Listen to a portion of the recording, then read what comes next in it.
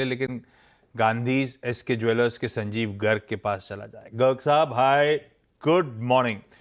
Good morning sir. 1,09,000 plus के भाव और कायनात कह रही है अभी भी रुकने वाला नहीं है, तो फिर ऐसे में मूड कैसा दिख रहा है? फेस्टिविटीज के लिए किस तरह की तैयारी कर रहे हो आप? हम लोग खरीदने आएंगे या नहीं आएंगे? डिमांड कैसी रहेगी इस बार फिर? नहीं, आप खरीदारी करने भी आएंगे, डिमांड भी अच्छी रहेगी। एक्चुअल में बस इस टाइम जो भी ज्वेलरी है या बर्तन, मूर्ति, ये सब प्रोडक्ट में लेट वजन हल्का हो गया है। माने मार्केट के रेट के हिसाब से उस प्रोडक्ट को बनाया जा रहा कल है। खरीदने आऊंगा, लेकिन गर्ग साहब आपसे बोलूंगा यार इतने महंगी मत बनाओ, थोड़ा सा गोल्ड कम वाला माला दे दो, ऐसा?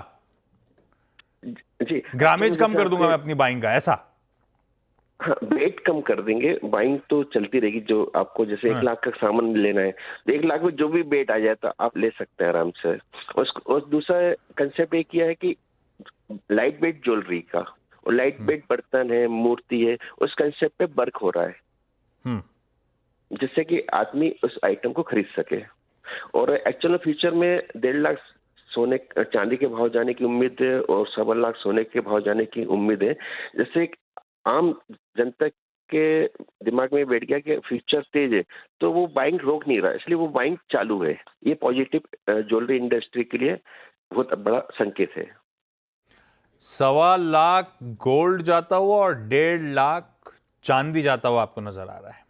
किस टाइम फ्रेम की बात कर रहे हो गर्ग साहब आप? ये अपना आई थिंक दिसंबर एंड या जनवरी के वीक में ये वाला दिसंबर एंड ये वाला जी है 1.5 लाख चांदी जी। अभी भी मतलब फिजिकल चांदी आज फिजिकल चांदी 1,32,000 रुपये चल रही है। खाली 18,000 रुपये का डिफरेंस है खाली। हाँ, और अभी चांदी के भाव स्क्रीन पे है। हाँ हाँ, प्लीज कंटिन्यू गर्ग साहब। एक्चुअल में कि जैसे इजराइल ने जैसे 6 स्टेट पे अटैक किया है, एक उसका इफेक्ट पड़ रहा है। दूसरा जो ब्याज रेट का चल रहा है अमेरिका में, और तीसरा इफेक्ट पड़ा जो अंतर्राष्ट्रीय स्तर पे जो देश की स्थितियां चल रही हैं, अस्थिरता और मंदी का माहौल है। तो लोगों का इन्वेस्टमेंट सोना चांदी एक मेन रह गया है।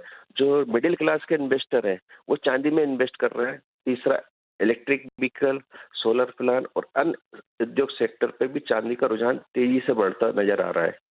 तो चांदी आने वाले समय में तेजी रहेगी और सोना भी तेजी रहेगा।